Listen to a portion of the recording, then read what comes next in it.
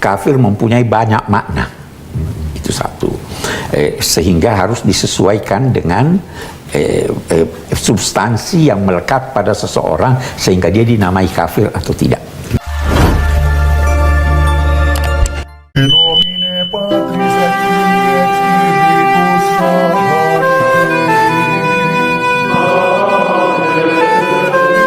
Dominus vobiscum. Sahabat peradaban kasih ekologis yang terkasih, selamat berjumpa dalam renungan harian bersama saya, Romo Alois Budi Purnomo PR, melalui channel ini. Semoga panjenengan selalu sehat, tetap semangat tanpa sambat, selalu bahagia, kebahagiaan yang bersumber dari Tuhan Allah kita. Mari kita awali perjumpaan kita dengan bersatu di dalam doa. Allah Bapa Maha Kudus, Engkau berkenan menguatkan kami dalam menyiapkan kedatangan Putra-Mu yang tunggal pada hari Raya Natal. Semoga kami layak mengabdi kepadamu dengan hati yang murni, tanpa menghakimi siapapun, bahkan tidak memandang remeh orang lain yang berbeda dari kami. Tetapi kami menghargainya dengan penuh cinta, karena mereka pun menjadi warga kerajaan surga.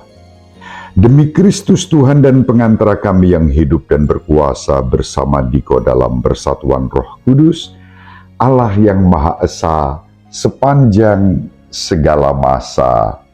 Amin. Sahabat peradaban kasih ekologis yang terkasih, mari kita baca Injil suci menurut Santo Matius bab 11 ayat 11 sampai 15. Pada suatu hari Yesus berkata kepada orang banyak, "Aku berkata kepadamu, sesungguhnya di antara mereka yang dilahirkan oleh perempuan tidak pernah tampil seorang yang lebih besar daripada Yohanes Pembaptis. Namun, yang terkecil dalam kerajaan surga lebih besar daripadanya." Sejak tampilnya Yohanes Pembaptis hingga sekarang, kerajaan surga dirongrong dan orang yang merongrongnya mencoba menguasainya. Sebab semua kitab para nabi dan kitab Taurat bernubuat hingga tampilnya Yohanes. Dan jika kalian mau menerimanya, Yohanes itulah Elia yang akan datang itu. Barang siapa bertelinga, hendaklah ia mendengar. Demikianlah sabda Tuhan. Terpujilah Kristus. Sahabat peradaban kasih ekologis yang terkasih, Injil yang kita dengarkan pada hari ini dapat kita renungkan dalam konteks relasi kita dengan orang-orang lain yang juga dalam rencana keselamatan Allah. Tuhan Yesus sendiri bersabda, "Sesungguhnya di antara mereka yang dilahirkan oleh perempuan tidak pernah tampil seorang yang lebih besar daripada Yohanes Pembaptis." Santo Yohanes Pembaptis adalah nabi besar yang mempersiapkan jalan bagi Tuhan melalui pertobatan. Namun demikian, Santo Yohanes Pembaptis tidak pernah menghakimi orang lain dengan cara pandang yang sempit. Santo Yohanes Pembaptis tidak pernah menyatakan orang lain sebagai kafir. Mereka dipanggil untuk bertobat. Sahabat peradaban kasih ekologis yang terkasih, Yesus bahkan bersabda bahwa yang terkecil dalam kerajaan surga lebih besar daripadanya. Apa artinya sabda ini? Dihubungkan dengan sabda sebelumnya. Santo Yohanes disebut sebagai orang yang paling besar, tak tertandingi. Tetapi dikatakan di dalam Injil bahwa yang terkecil di dalam kerajaan surga lebih besar daripada Santo Yohanes.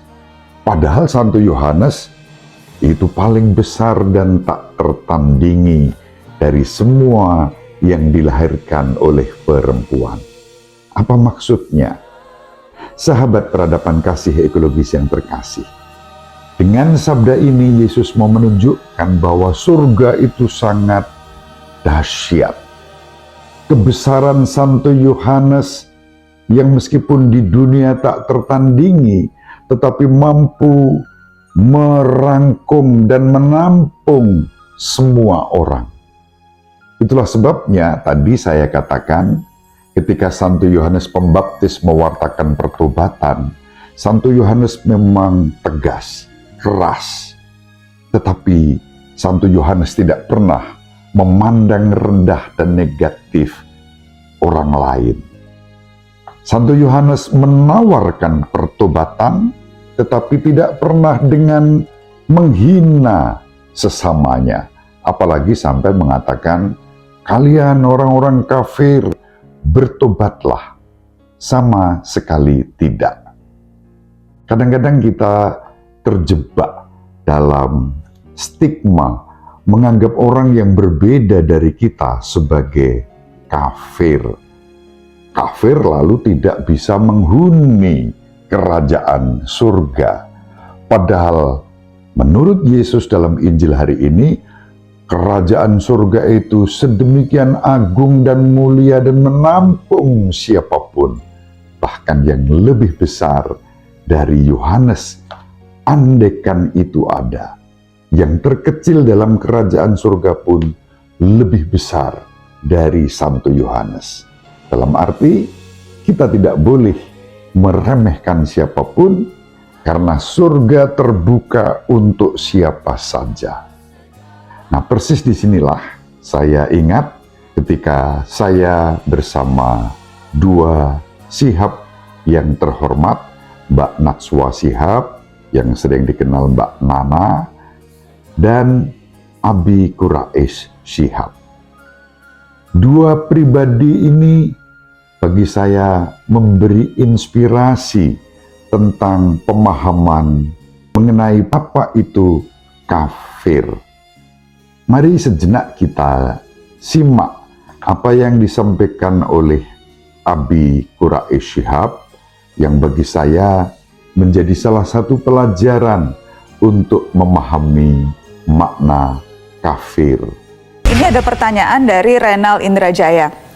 Pak Quraish Shihab dan Najwa Shihab yang kami sayangi, serta yang dikasihi Tuhan Romo Budi, mau tanya, mengapa kerap kali ada yang berteriak kafir kepada penganut agama selain Islam? Sedangkan menurut pengertian kami, jika kafir itu adalah orang murtad yang tidak punya agama dan tidak mengenal Allah. Sedangkan kita mempunyai Allah, beragama, sama-sama hidup di Indonesia. Yang salah agamanya, apa salah kita dilahirkan menjadi selain Islam? Iya, yang pertama dulu, kafir mempunyai banyak makna. Itu satu. Sehingga harus disesuaikan dengan substansi yang melekat pada seseorang sehingga dia dinamai kafir atau tidak. Nah, dalam konteks keberagamaan, umat Kristen dan Yahudi, Al-Quran tidak menamai mereka kafir, menamai mereka ahlul kitab, ya ahlal kitab. Nah, itu satu. Yang artinya orang-orang yang... Wahai orang-orang yang memiliki kitab. Mereka diakui memiliki kitab suci karena Nabi Musa dan Nabi Isa mendapat kitab suci dari Tuhan. Itu yang ditonjolkan. Nah, bahwa kafir bisa bermacam-macam. Seperti tadi, bisa saja seorang Muslim dia dinamai kafir dalam pengertian kikir. Ya. Itu Nabi Sulaiman berkata, saya dianugerahi Tuhan begini banyak kekayaan untuk menguji saya. Apakah saya bersyukur atau saya kufur? Ya kan? Nah, jadi kafir bisa bermacam-macam maknanya. Hanya itu tadi kita katakan dalam konteks hubungan antar pemeluk agama, kita hendaknya memilih kata-kata yang tidak menjadikan hubungan itu menjadi retak. Nah, itu sebabnya Al-Quran menamai Ahlul Kitab. Itu nama yang apalagi pada masa turunnya Al-Quran, hubungan yang akrab antara umat Islam dengan Ahlul Kitab, khususnya orang-orang Nasrani itu sangat akrab. Sewaktu Romawi berperang dengan Persia, umat Islam memihak pada Romawi karena dia mengakui adanya Tuhan, sedangkan Persia menyembah api.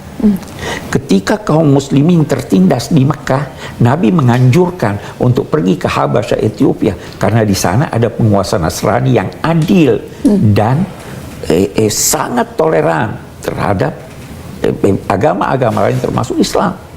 Bahkan Al-Quran menyatakan orang yang paling dekat persahabatannya kepada kamu adalah orang-orang yang berkata kami adalah orang-orang Nasrani.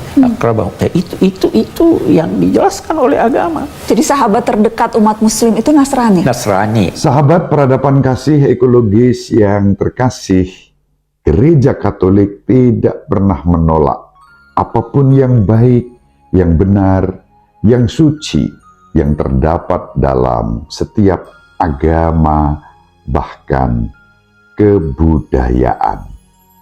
Gereja Katolik menghormati segala hal yang baik, benar, dan suci. Itu yang diajarkan di dalam Konstitusi Dogmatis Lumen Gentium artikel 16 dan dijelaskan di dalam Nostra Aetate artikel yang kedua. Sahabat peradaban kasih ekologis yang terkasih, itulah yang bisa kita rangkum dan hubungkan antara Injil pada hari ini dengan sikap kita yang terkadang dengan mudah menjustifikasi orang lain. Belajar dari Yesus, belajar dari Yohanes Pembaptis, kita diajak untuk memberi ruang-ruang surgawi di dalam kehidupan kita bersama. Kerajaan surga dirongrong oleh mereka yang merasa diri paling benar, suci, dan kemudian merendahkan siapa saja yang berbeda dari dirinya. Itu bukan surga yang sebenarnya. Surga yang sebenarnya menampung semua, bahkan yang dianggap kafir sekalipun. Dalam Injil, kita berkali-kali berjumpa ketika Yesus memuji bahkan orang-orang yang dalam tanda kutip di zamannya dicap kafir karena bukan bagian dari komunitas Yahudi, dari umat Israel. Justru Yesus menemukan iman yang luar biasa istimewa. Dan Tuhan kita Yesus Kristus memuji mereka yang meskipun dicap kafir, tetapi memiliki iman yang besar. Pada masa Advent ini, mari kita dengan rendah hati menghadirkan suasana surga dalam kehidupan bersama melalui cara pandang positif yang kita hadirkan dalam hidup bersama. Ibu Maria selalu mendoakan kita, Bapak Yusuf merestui kita dengan keheningannya. Semoga panjenengan semua sahabat peradaban kasih ekologis yang terkasih bersama seluruh anggota keluarga dimanapun berada, dibimbing, dilindungi, dan diberkati oleh Allah yang Maha Kuasa, Bapa dan Putra dan Roh Kudus. Amin. Terima kasih, salam sehat, tetap semangat, tanpa sambat, selalu bahagia, kebahagiaan yang bersumber dari Tuhan Allah kita. Salve, shalom, salam sejahtera, berkah dalam. Sahabat peradaban kasih yang terkasih, sampai jumpa pada episode berikutnya. Terima kasih atas kebersamaan kita. Salam peradaban kasih ekologis, berkah dalam.